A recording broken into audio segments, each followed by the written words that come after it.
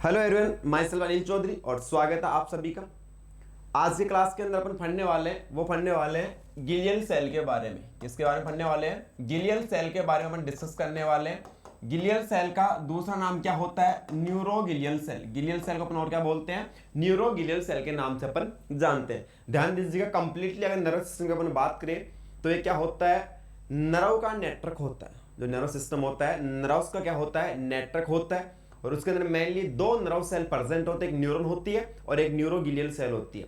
Main जो functional unit होती है वो होती है न्यूरॉन, नर्वस सिस्टम की। और सपोर्टिंग सिस्टम होता है, सपोर्टिंग सेल होती है, वो कौन सी होती है? न्यूरोगिलियल सेल होती है, बोल सकते हैं गिलियल सेल होती है। तो आज की क्लास के अंदर अपन बात करने वाले हैं सिर्फ और सिर्फ गिलियल सेल के बारे में। तो ध्यान दीजिएगा, it is the supporting cell of the nervous system.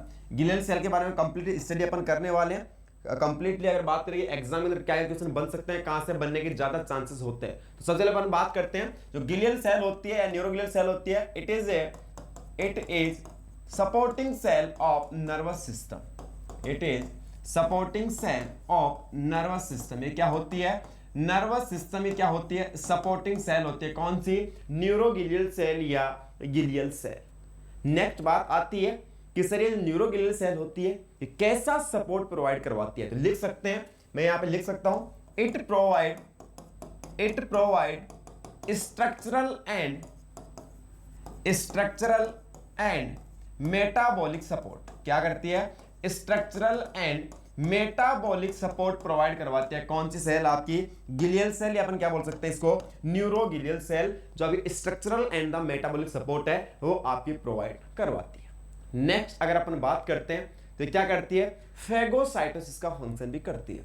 और सेंट्रल नर्वस सिस्टम अलग होता है और पेरिफेरल नर्वस सिस्टम अलग होता है। सभी को पता है कि नर्वस सिस्टम दो पार्ट्स में डिवाइड होता है, एक सेंट्रल नर्वस सिस्टम और एक पेरिफेरल नर्वस सिस्टम। आगे बताऊंगा, फर्दर इन सेल को भी मैं डिवाइड करूंगा। तो पहले यहाँ पे ध्यान दीजिएगा, मैंने क्या बताया? सपोर्टिंग सेल होती है नर्वस सिस्टम की और कैसा सपोर्ट प्रोवाइड कराती है? Structural and the metabolic support provide करवाती है। नेक्स्ट में लिख सकते हो, it is different from neuron. ये क्या होती है? न्यूरॉन से डिफरेंट होती है। Different from neuron. ये क्या होती है? न्यूरॉन से क्या होती है? डिफरेंट होती है। कौन सी सेल? आपकी न्यूरोगिलियल सेल, या क्या बोल सकता हूं? Glial cell. कैसे डिफरेंट होती है? तो आपने एक वर्ड सुना होगा, एक ऑर्गेनल का नाम सुना होगा, क्या? सेंट्रोसोम। क्लियर है? एक सेल का ऑर्गेनल होता है जो क्या काम करता है? Responsible for sale division. अभी आपने ध्यान देना, सेंट्रोसोम एक सेल ऑर्गेनल होता है, किसके लिए रेस्पॉन्सिबल होता है? Responsible for sale division. तो सेल डिवीजन के लिए क्या होता है? रेस्पॉन्सिबल होता है।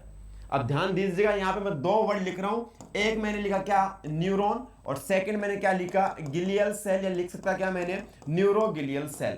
तो ये जो आपका न्यूरॉन के अंदर सेंट्रोसोम तो क्या होता है? एब्सेंट होता है। ये यहां पे क्या होता है? सेंट्रोसोम एब्सेंट होता है। और यहां पे ध्यान दीजिएगा, जो न्यूरोगिलियल सेल होती है यहां पे क्या होता है? Present centrosome. अब मैंने यहां पे लिखा सेंट्रोसोम किसके लिए रेस्पॉन्सिबल होता है? सेल डिवीजन के लिए रेस्पॉन्सिबल होता है। तो न्यूरॉन सेल कभी भी डिवाइड नहीं होगी, न्यूरॉन सेल कभी भी सेल डिवीजन नहीं होगा। अगर एक बार न्यूरॉन डेथ हो गया तो वापस से रीजनरेट नहीं कर पाए। क्यों? कि उसके अंदर क्या है? सेंट्रोसोम एब्सेंट है। और न्यूरोगिलियल सेल के अंदर सेंट्रोसोम क्या होता है? एब्सेंट होता है। इसीलिए न्यूरोगिलियल सेल क्या कर सकती है? रीजनरेट कैपेसिटी होती है। चलो, एक आपने नाम सुना होगा कैंसर का, और कैंसर के अंदर क्या होती है? सर हाइपरट्रोफी हाइपरप्लेजिया होती है सेल के अंदर। अरे क्या होता है? हाइपरट्रोफी हाइपरप्लेजिया होता है, सेल का एनलार्जमेंट, सेल ग्रोथ होती है। तो वहां पे अगर ध्यान दीजिएगा, अगर एग्जामिनर आपसे क्वेश्चन पूछे कि कभी अगर पर्सन के ब्रेन के अंदर अगर कैंसर कोज होता है तो कौन सी सेल के अंदर होगा? तो ध्यान दीजिएगा भैया, न्यूरॉन के अंदर तो सेंट्रोसोम एब्सेंट है, तो यहां पे कभी भी कैंसर कोज नहीं होगा। और गिलियल सेल के अंदर सेंट्रोसोम प्रेजेंट होता है, तो कभी भी अगर ब्रेन का कैंसर होगा तो कौन सी सेल के अंदर होगा? न्यूरोगिलियल सेल के अंदर। क्यों होगा? क्योंकि वहां पे सेंट्रोसोम क्या होता है? प्रेजेंट होता है। न्यूरॉन के अंदर क्यों नहीं होगा? क्योंकि वहां पे सेंट्रोसोम क्या होता है? एब्सेंट होता है। तो लिख सकते हैं, cancer can cause in glial cell. Glial cell के अंदर क्या होगा? कैंसर कोज होगा। इसीलिए आपकी न्यूरोगिलियल सेल न्यूरॉन से क्या होती है? डिफरेंट होती है। अब यहीं पे एग्जाम इंपॉर्टेंट दो क्वेश्चन इंपॉर्टेंट बनते हैं। The most common brain cancer, most common brain cancer, ये इंपॉर्टेंट क्वेश्चन बनता है कि मोस्ट कॉमन जो ब्रेन कैंसर है वो कौन सा होता है। तो बात करूं मैं यहां पे किसकी, एडल्ट की, तो एडल्ट के अंदर कौन सा होता है, गिलियोमा होता है। और वही अगर मैं बात करूं चाइल्ड के अंदर, तो चाइल्ड के अंदर कौन सा होता है, मेडुला ब्लास्टोमा। कौन सा होता है, मेडुला ब्लास्टोमा। ध्यान दीजिए यहां पे न्यूरोगिलियल सेल की अपन बात कर रहे हैं। सपोर्टिंग सेल होती है नर्वस सिस्टम की, structural and metabolic support provide करवाती है। क्लियर है। नेक्स्ट अपन ने बात की ये डिफरेंट होते हैं किससे, न्यूरॉन से। तो इनके पास क्या होता है, सेंट्रोसोम प्रेजेंट होता है और न्यूरॉन के पास क्या होता है, सेंट्रोसोम एब्सेंट होता है। कभी ब्रेन का कैंसर कोज होगा कौन सी सेल के अंदर होगा, न्यूरोगिलियल सेल या गिलियल सेल के अंदर होगा। और मोस्ट कॉमन ब्रेन कैंसर की बात की जाए तो एडल्ट के अंदर कौन सा होता है, गिलियोमा होता है। और बाई बात चाइल्ड के अंदर की जाए तो कौन सा होता है, मेडुला ब्लास्टोमा होता है। अब बात करते हैं कि गिलियल सेल होती कौन कौन सी है। तो ध्यान दीजिएगा, the total number of glial cell, total number of glial cell, अगर आज आपसे ये पूछे तो कितना होता है, सर 6 होता है। Total number of glial cell कितनी होती है, 6 होती है। अब ध्यान दीजिएगा कि सर 6 होती कौन कौन सी है। तो यहां पे आपको पता होना चाहिए कि जैसे अगर अपन बात करें नर्वस सिस्टम दो पार्ट्स के अंदर डिवाइड होता है, एक सेंट्रल नर्वस सिस्टम और एक पेरिफेरल नर्वस सिस्टम। जब भी अपन बात करें डिवाइडेशन की, पूरा नर्वस सिस्टम क्लासिफिकेशन बताऊंगा आपको कि सेंट्रल नर्वस सिस्टम के अंदर कौन कौन से पार्ट होते हैं और पेरिफेरल नर्वस सिस्टम के अंदर कौन कौन से पार्ट होते हैं। अब इतना ध्यान रखना है कि नर्वस सिस्टम दो पार्ट्स में डिवाइड होता है, सेंट्रल नर्वस सिस्टम और द पेरिफेरल नर्वस सिस्टम। तो यहाँ पे बात की जा रही है किसकी, गिलियल सेल को लेके बात की जा रही है। और गिलियल सेल के अंदर अपन बात करें तो सेंट्रल नर्वस सिस्टम के अंदर अलग प्रेजेंट होती है और पेरिफेरल नर्वस सिस्टम के अंदर अलग प्रेजेंट होती है। और सेंट्रल नर्वस सिस्टम के अंदर 4 प्रेजेंट होती है और पेरिफेरल नर्वस सिस्टम कितनी प्रेजेंट होती है, 2 होती है। मैंने बताया टोटल नंबर कितनी होती है, 6 होती है, जिसके अंदर से आपका सेंट्रल नर्वस सिस्टम में 4 प्रेजेंट होती है और पेरिफेरल नर्वस सिस्टम के अंदर 2 गिलियल सेल प्रेजेंट होती है। सर यहाँ पे कौन कौन सी होती है, तो सबसे पहले अगर बात करें कौन सी सेल होती है, एस्ट्रोसाइट सेल होती है। कौन सी होती है, एस्ट्रोसाइट गिलियल सेल। ध्यान दीजिएगा एस्ट्रोसाइट के बारे में अगर एग्जामिनर आपसे क्वेश्चन पूछे कि सर यहां से इंपॉर्टेंट क्या क्या क्वेश्चन बन सकते हैं, तो ध्यान दीजिएगा it is the largest glial cell. क्या होती है, ये लार्जेस्ट गिलियल सेल होती है। कौन सी, आपकी एस्ट्रोसाइट सेल सबसे लार्जेस्ट गिलियल सेल होती है। सेकेंड में बात करें तो ये स्टार शेप सेल होती है, लिख सकते हो कौन सी सेल होती है, स्टार शेप सेल होती है। कौन सी, आपकी एस्ट्रोसाइट। थर्ड वन अपन बात करें तो ये क्या कराती है, it forms blood brain barrier. It forms blood brain barrier. ये जो बैरियर है, कोई भी अगर अपने ब्रेन के अंदर अनवांटेड सब्सटेंस एंट्री करता है तो उसको रोकने का काम करता है ब्लड ब्रेन बैरियर। तो ये कौन बनाता है, सेंट्रल नर्वस सिस्टम के अंदर आपकी एस्ट्रोसाइट सेल है, ये आपका ब्लड ब्रेन बैरियर बनाने का काम करती है। नेक्स्ट आपने सुना होगा एक होता है इंट्रासेलुलर फ्लूइड और एक होता है एक्स्ट्रा सेलुलर फ्लूइड। अपनी बॉडी के अंदर इंट्रासेलुलर फ्लूइड 70% होता है और एक्स्ट्रा सेलुलर फ्लूइड 30% होता है। तो ये दोनों नाम सुनेंगे आपने, इंट्रासेलुलर फ्लूइड और एक्स्ट्रा सेलुलर फ्लूइड। और दोनों के अंदर इलेक्ट्रोलाइट का कंसंट्रेशन भी होता है। अरे अपनी बॉडी के अंदर इलेक्ट्रोलाइट प्रेजेंट होते हैं, सोडियम हो गया, पोटेशियम हो गया, कैल्शियम हो गया, तो इलेक्ट्रोलाइट्स प्रेजेंट होते हैं। तो ध्यान दीजिएगा आपकी जो एस्ट्रोसाइट सेल है क्या करती है, it maintain electrolyte concentration, maintain electrolyte concentration in extracellular fluid in central nervous system।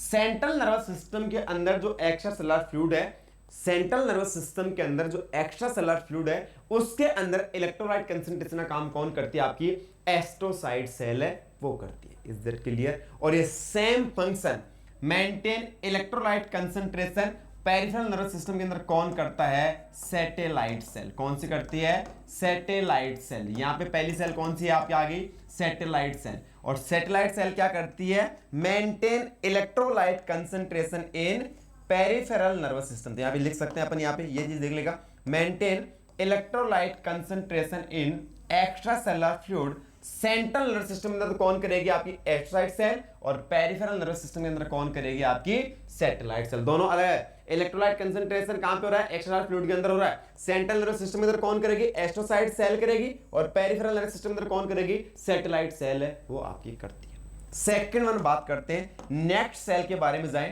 तो सेकंड नंबर होती है वो कौन सी होती है, ओलिगोडेंड्रोसाइट सेल। कौन सी होगी, ओलिगोडेंड्रोसाइट सेल। समझने की कोशिश कीजिएगा, ओलिगोडेंड्रोसाइट सेल। तो अगर आपने न्यूरॉन के बारे में स्टडी की है, यहां पे सेकंड सेल का नाम लिख लो, वो कौन सी होती है, स्वान सेल। सेकंड सेल कौन सी होती है, स्वान सेल। क्लियर है, एक सैटेलाइट होगी और दूसरी कौन सी, स्वान सेल। अब आपने न्यूरॉन के बारे में पढ़ा होगा, न्यूरॉन के स्ट्रक्चर के अंदर 3 पार्ट होते हैं, सेल बॉडी, एक्सोन और डेंड्राइट्स। आपने सुना होगा एक्सोन के ऊपर, जो एक्सोन की लेयर है, न्यूरोलियमल लेयर है, उसके ऊपर फोस्फोलिपिड्स के बंडल प्रेजेंट होते हैं, और उन फोस्फोलिपिड्स के बंडल को क्या बोला जाता है, माइलिन शीथ बोला जाता है। सभी ने सुना होगा। और माइलिन शीथ का फंक्शन क्या होता है कि सर वो न्यूरॉन के जो एक्सोन पार्ट है उसको व्हाइट कलर प्रोवाइड करवाती है, और इसके अलावा इंपॉर्टेंट काम क्या होता है, इंपल्स का फास्टर कंडक्शन करवाती है। कोई इंफॉर्मेशन है या कोई भी इंपल्स है, उसका क्या करवाती है, माइलिन शीथ फास्टर कंडक्शन करवाने का काम होता है। किसका होता है, माइलिन शीथ का होता है। अब बात आती है, ये कंप्लीट सबको पता है कि कंप्लीट नर्वस सिस्टम न्यूरॉन से मिलकर बना है। अब न्यूरॉन की जो माइलिन शीथ बनाने का काम होता है वो सेंट्रल नर्वस सिस्टम के अंदर ओलिगोडेंड्रोसाइट सेल का होता है, और पेरिफेरल नर्वस सिस्टम के अंदर किसका होता है, स्वान सेल का होता है। तो लिख सकते हैं यहां पे responsible for myelination of neuron, responsible for myelination of neuron. थोड़ा समझने की कोशिश कीजिए, यहां पे कंफ्यूज होने की जरूरत नहीं है। माइलिनेशन मतलब माइलिन शीथ, माइलिनेशन मतलब माइलिन शीथ। और सेंट्रल नर्वस सिस्टम की माइलिन शीथ कौन बनाती है, ओलिगोडेंड्रोसाइट सेल। और पेरिफेरल नर्वस सिस्टम की माइलिन शीथ कौन बनाती है, स्वान सेल। जैसे बात है पेरिफेरल नर्वस सिस्टम का पार्ट होता है क्रेनियल नर्व, स्पाइनल नर्व, तो क्रेनियल नर्व, स्पाइनल नर्व की माइलिन शीथ कौन बनाएगी, Schwann cell. Central nervous system part होता है जैसे ब्रेन और स्पाइनल कॉर्ड, तो ब्रेन और स्पाइनल कॉर्ड में न्यूरॉन की माइलिन शीथ कौन बनाएगी, ओलिगोडेंड्रोसाइट सेल। मैंने यहाँ पे दोनों साइड डिफरेंट कर रहा हूँ, एक साइड लिख रहा हूँ पेरिफेरल नर्वस सिस्टम और एक side central nervous system. Central nervous system के अंदर अलग सेल काम कर रही है, पेरिफेरल नर्वस सिस्टम के अंदर अलग सेल काम कर रही है। माइलिन शीथ दोनों के अंदर प्रेजेंट है, न्यूरॉन दोनों साइड प्रेजेंट होते हैं। तो सेंट्रल नर्वस सिस्टम की माइलिन शीथ कौन बनाती है, ओलिगोडेंड्रोसाइट सेल। और पेरिफेरल नर्वस सिस्टम की माइलिन शीथ कौन बनाती है, आपकी स्वान सेल है, वो बनाती है। यहां पे मैंने बताया कि 2 सेल होती है, सैटेलाइट होगी और एक कौन सी होती है, स्वान सेल। यहां पे मैंने बताया कि सेंट्रल नर्वस सिस्टम के अंदर 4 सेल होती है। थर्ड वन बात करते हैं वो कौन सी होती है, माइक्रोगिलियल। थर्ड वन बात करें कौन सी सेल है, माइक्रोगिलियल सेल। कौन सी, माइक्रोगिलियल सेल। और माइक्रोगिलियल सेल कहां प्रेजेंट है, सेंट्रल नर्वस सिस्टम में प्रेजेंट है। क्या काम होता है, रेस्पॉन्सिबल फॉर फैगोसाइटोसिस। कोई भी अगर बोल सकता हूं मैं, ये कोई भी इम्यून सिस्टम के लिए काम करते हो सेल कौन से होते हैं, सेंट्रल नर्वस सिस्टम के अंदर microglial cell. Is that clear. कोई भी अगर अनवांटेड सब्सटेंस अगर एंट्री करता है सेंट्रल नर्वस सिस्टम के अंदर, तो उसको मार गिराने का काम किसका होता है, माइक्रोगिलियल सेल का होता है। फैगोसाइटोसिस का फंक्शन जो करती है वो कौन करती है, आपकी माइक्रोगिलियल सेल करती है। किसके अंदर, सेंट्रल नर्वस सिस्टम के अंदर। और यही काम पेरिफेरल नर्वस सिस्टम के अंदर कौन करता है, स्वान सेल करती है।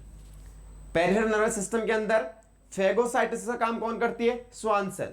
सेंट्रल नर्वस सिस्टम के अंदर फैगोसाइटोसिस का काम कौन करती है, माइक्रोगिलियल सेल करती है। और यहीं पे एक इंपॉर्टेंट क्वेश्चन हो रहा है, सबसे स्मॉलेस्ट गिलियल सेल भी कौन सी होती है, माइक्रोगिलियल सेल होती है। स्मॉलेस्ट गिलियल सेल होती है वो भी कौन सी होती है, माइक्रोगिलियल सेल। लार्जेस्ट कौन सी होती है, लार्जेस्ट गिलियल सेल कौन सी होती है, एस्ट्रोसाइट। और स्मॉलेस्ट गिलियल सेल कौन सी होती है, वो होती है माइक्रोगिलियल सेल है, वो सबसे स्मॉलेस्ट गिलियल सेल होती है। Is that clear. यहां तक आपको कोई भी डाउट नहीं होना चाहिए।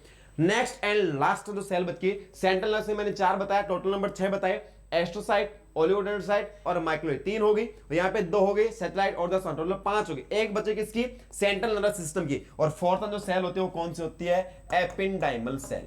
एपिंडाइमल सेल। और एपिंडाइमल सेल जो होती है, it present in the inner lining of lateral ventricle। जो वेंट्रिकल्स नंबर के अंदर 4 होते हैं, इसके अंदर 2 लेटरल वेंट्रिकल होते हैं जहां पर सीएसएफ फ्लूइड का प्रोडक्शन होता है। तो लेटरल वेंट्रिकल होते हैं जो सेरिब्रम के दोनों हेमिस्फीयर के अंदर प्रेजेंट होते हैं। उन लेटरल वेंट्रिकल से जो इनर लाइनिंग होती है, उस इनर लाइनिंग ऊपर के ऊपर एपिंडाइमल गिलियल सेल प्रेजेंट होती है। रेस्पॉन्सिबल फॉर, या लिख सकते हैं responsible for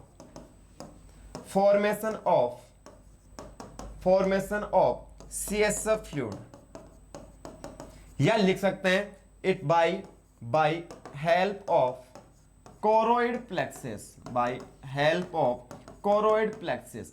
choroid plexus structure होती है जो लेटरल वेंट्रिकल के अंदर प्रेजेंट होती है, जो सीएसएफ फ्लूइड बनाती है। ये एपिंडाइमल सेल इस कोरोइड प्लेक्सस की हेल्प करती है किसके अंदर, सीएसएफ फ्लूइड बनाने के अंदर उसकी हेल्प करती है। इस दैट के लिए एपिडाइमल सेल के बारे में बता दिया कि लेटरल वेंट्रिकल इनर लाइन के अंदर प्रेजेंट होती है, और कोरोइड प्लेक्सस की हेल्प किसके अंदर, सीएसएफ फ्लूइड बनाने के अंदर, सेरेब्रोस्पाइनल फ्लूइड बनाने के अंदर। जब भी अपन सीएसएफ फ्लूइड के बारे में बात करेंगे तब बताऊंगा प्रोडक्शन कहां पे होता है और इसका एब्जॉर्प्शन कहां पे होता है। तो ये था अपना बेसिकली न्यूरोगिलियल सेल के बारे में। टोटल नंबर में 6 होती है, 4 सेंट्रल नर्वस सिस्टम के अंदर और 2 पेरिफेरल नर्वस सिस्टम के अंदर। उम्मीद करता हूं आपको टॉपिक अच्छी तरीके से समझ में आ गया होगा, और फिर भी कोई डाउट रहता है तो आप लोग कैरी कर सकते हैं, कमेंट बॉक्स के अंदर कमेंट डाल के उस डाउट को क्लियर कर सकते हैं। धन्यवाद।